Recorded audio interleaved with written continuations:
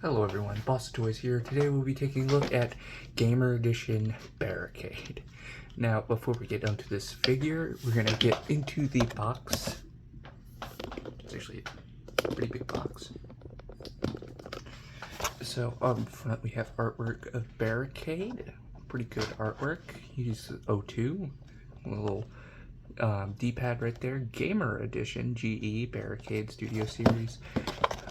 This is the one with no plastic, which I'm not a fan of, but I'm not detest this. I wish they just would have completely covered this with cardboard. I don't need a display window. Here's another image, 02. He is a deluxe class. Here's obligatory product shots, this, that, and on here. Put that there for now, because we're going to need that. And moving right along to Barricade. I'm starting out in card mode because this is kind of where this figure's the best at. However, it has some issues of its own. It's really nice details, really sleek. Now, I've never played the game, so I don't know how accurate this is. I don't really care. I kind of picked them up because I saw it and I thought it was cool. I would like to play the game, however. Now it's a Decepticon logo right there, and right along here you can actually see some of the issues I have with this figure is a lot of this gray on here is actually painted, which in turn is leading to paint chips, and it's happening on the yellow. Focus camera. It's happening on the yellow. And there's some spotches of purple, so it's not as clean as I would like it to be. And it's happening on the silver too. So yeah, paint chipping with this guy is a really big issue. But outside of that, this is really cool vehicle mode. Very sleek down to the ground, but super chunky in the back. Now he comes with this accessory, which is a little machine gun, and just made in black plastic, no paint on there. Now you can store it on here for that look. I actually think that looks pretty nice. Or, oh, that's tight. You can store it right here, and that looks less nice. Is that stopping this from rolling? Did I put it upside down? Probably. Maybe. He rolls decently well, but yeah, it's basically all this does. For size comparison, because he is technically a sequel, a prequel to Prime, I have Beast Hunter's Bumblebee. See how that looks. It's actually quite a bit bigger, and that's kind of crazy. Here he is compared to an old deluxe. Quite a bit longer, just not as tall. Oh, jeez. And here he is with the new deluxe. A lot longer, but not as tall. But these both him and him compact a lot in vehicle mode. Now, transformation-wise, you're gonna want to. Oh, that's tight. Everything on here is tight, which is kind of scary. You don't want to wiggle, and then just rip that off. And you'll hear that click. And just leave that there for now. You're going to untab the arms. Let me raise the camera up a bit.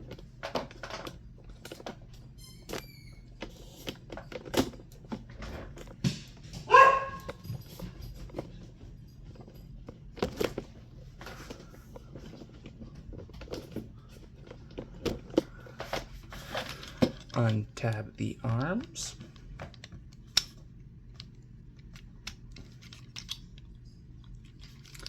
You're going to flip this down, untab the feet,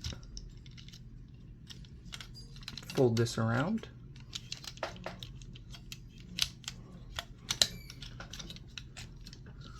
and split. And I'll get to the hands last. You're going to want to, and then press. You should hear it thoop or like click into place. Oh, this is an issue I have with this thing. This arm is constantly coming off.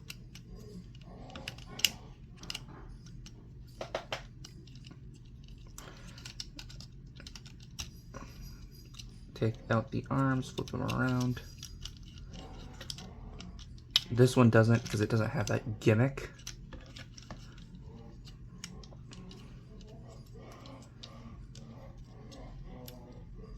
Oh, my dog is so loud.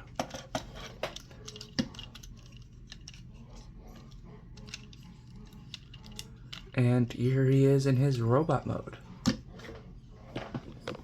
And I like him. I like him a lot. I like the look-wise. Handling-wise, this guy handles like a leaf in the wind. Completely straighten him out. Yeah. Yeah, he has no heels, and so if you straighten him out, he teeters-totters. Oh, yep, there he goes. Oh, he has a little stand thing, so you can get a stand for him. Yeah, so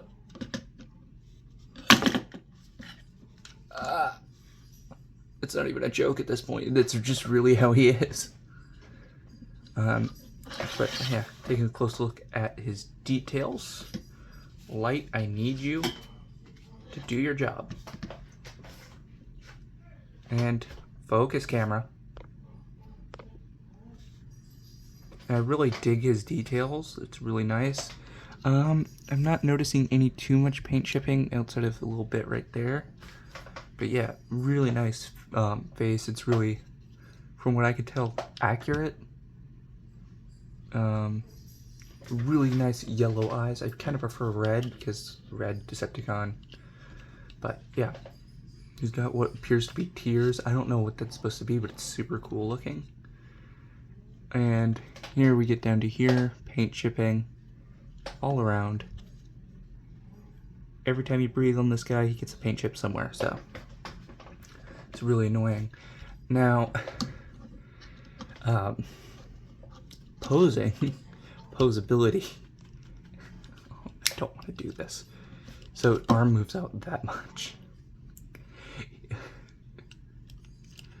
Goes up that far. It can do full 360, but that backpack gets in the way.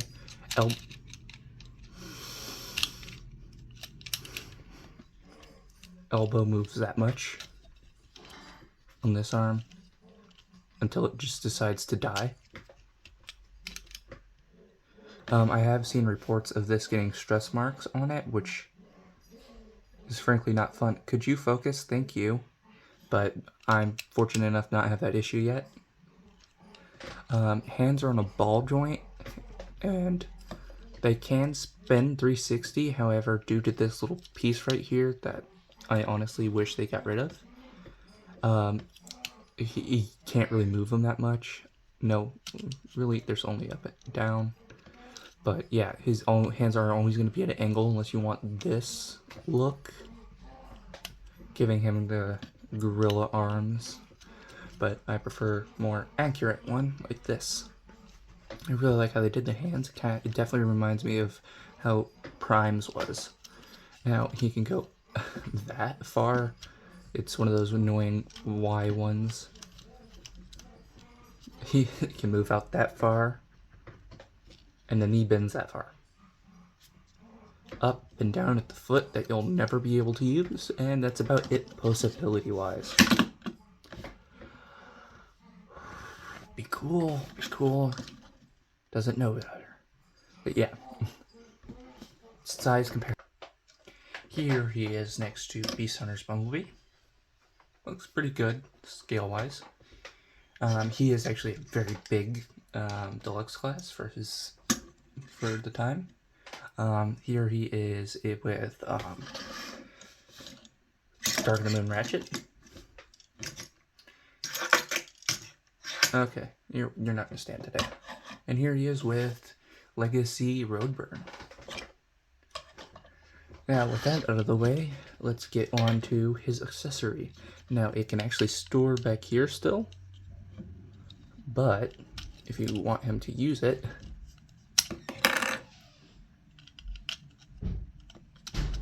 And now you got the most pathetic excuse for a gun. Seriously, man. I really wish there was some way to combine the two, because this just looks so bad. It's way too small. Like, completely too small. Like, it's not even for him, it's like too small for Optimus too. And he used the gun in the cover art for the game, which I have not played. Probably won't play, unless I can find it for a decent price. And what's funnier is the hand doesn't fit in here. Like, you have to force it. And I don't really want to chance it and accidentally break that. But that's way too small. Like, it's because usually it should like match up with like this and have like some girth to it. It just doesn't. It's so small. It's really weird design choices from Hasbro, but this is basically just filler in plastic so they can really just say job done.